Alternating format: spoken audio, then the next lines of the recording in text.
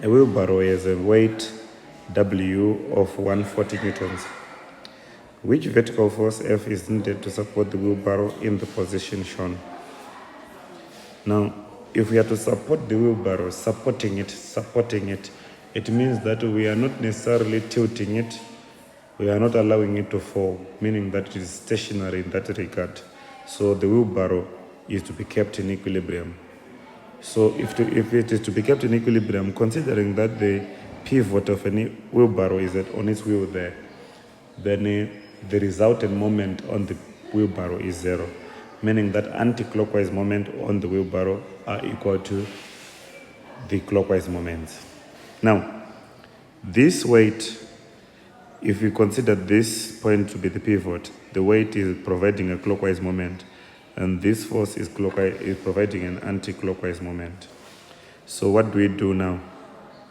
The distance, perpendicular distance between the pivot and the force F is 1.4. That's the anti-clockwise distance. So we're going to say F times 1.4. That gives us the anti-clockwise moment.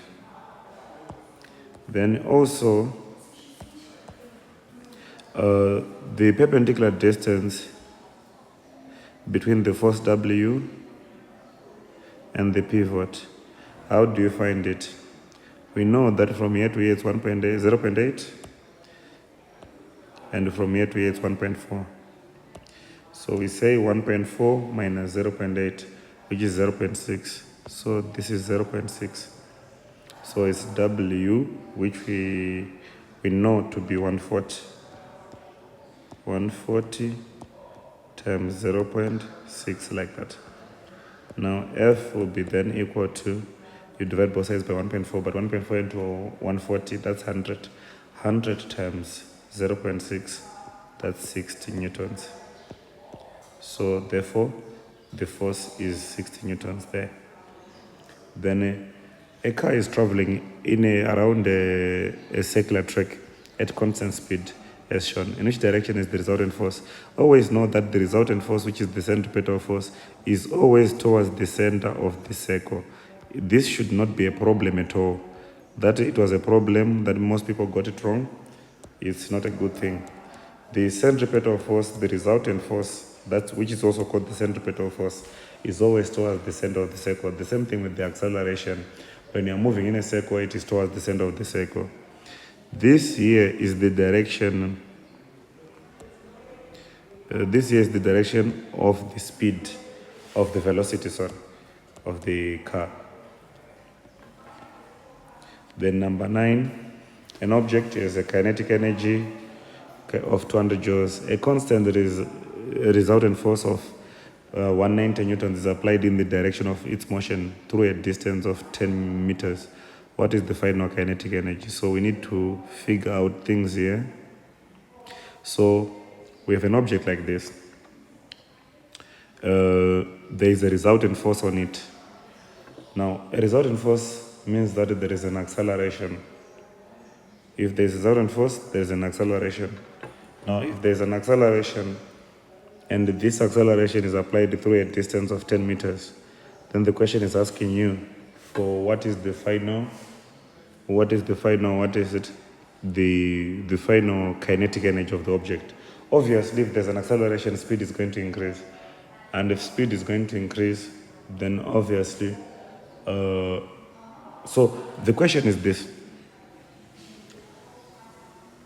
We do not know, even though we know that there is a resultant force, we don't know the force is acting on the body. Let's say there's a force A and there's a force B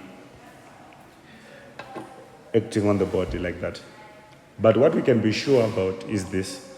If the object is moving in this direction, force A will be doing work on the object, adding energy to the object, and force B will be doing work against the object, taking energy away from the object.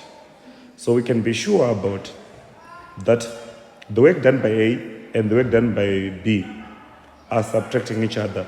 If force A is bigger than force B, then the work done by force force A is bigger than the work done by force A, meaning that there is a network being done. So knowing that there's a resultant force here, it means that that resultant force is the resultant between these two forces. So the resultant force does the network. The resultant force does the network. So we can actually use the resultant force to find the network done, which is force times distance. So the network done, the net energy gained, the net energy applied to the system is that the resultant force, which is 190, multiplied by the distance moved, which is 10, which gives us 1,900. That is the gain in gravitational, that is the work done to the system. Now the work done to the system, then if you add 200, this gives you 2,100. That is the new kinetic energy, because the original kinetic energy was 200. We did work on the system, so we added to that kinetic energy.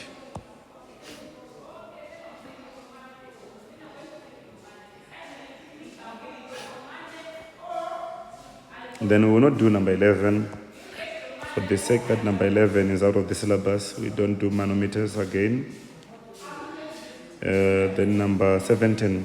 A wave source produces 300 crests every minute. Now, you must also understand what they just told you here, its frequency. The crests produced per unit time. The number of crests, the number of wavelengths produced per unit time is actually the frequency. Okay? The wave speed has a speed of 300 meters per second. Calculate the wavelength. So using the wave equation, we then say speed is equal to f lambda. We are looking for lambda. Lambda is equal to v over f. And now v is 300. But we need to convert this 3,000 per minute to become per second, because frequency must also always be per second. So we divide this by 60. 6 into 600, that's 50 there. So the frequency is 50. So 50 into 300, that's 6. So it's 6 meters, which is answer C, like that. Then number 20, an object is placed 30 centimeters in front of a plane mirror. Which statement describes the image of the object? The image of the object. You must always know the image, properties of the image of an object in a plane mirror. You must always know that the distance from the object to the mirror is the same as the distance from the mirror to the image. The image is the same size as the object. The image is laterally inverted. These are things that you must know. Okay, so the A says the image is the same size and is 30 centimeters from the object, which is wrong now, because the object is 30 centimeters from the mirror.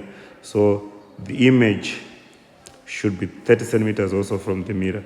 So the distance between the object and the image should actually be 60. Then C says the image is smaller. That is automatically wrong. The image is not smaller than the object. And 30 centimeters from the object. Actually, it's 60 centimeters from the object. So both are wrong here. Then D, the image is smaller. Again, that's wrong. And 60 centimeters from the object.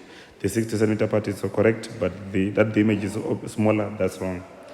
Then B is the correct one. The image is the same size and 60 centimeters from the object. That is correct. Then 25 was a problem. Most of you got it wrong, but we are no longer in the syllabus. Then number 30.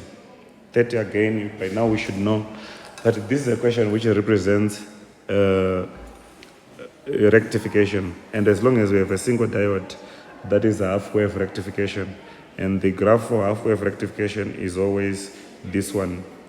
We should know this as a matter of fact. There is no need to explain here. Then the next question is number 38.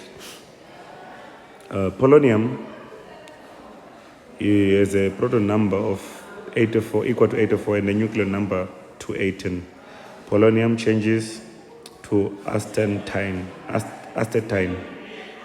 by emitting a beta particle. Which equation represents this? So A is wrong and B is wrong because nuclear number is always put on the top. in this case they put nuclear number at the bottom, nuclear number at the bottom. So A and B is wrong. So the answer was either C or D. Now when we were told by the question, we don't even need to overthink about it, that we are producing a beta particle. So the beta particle is supposed to be on the right hand side because it is produced. On the left hand side, we are just supposed to have polonium. But even if there is no need to even overthink this, it's just like that. A beta particle is produced and this is on the right hand side. These were the problem questions.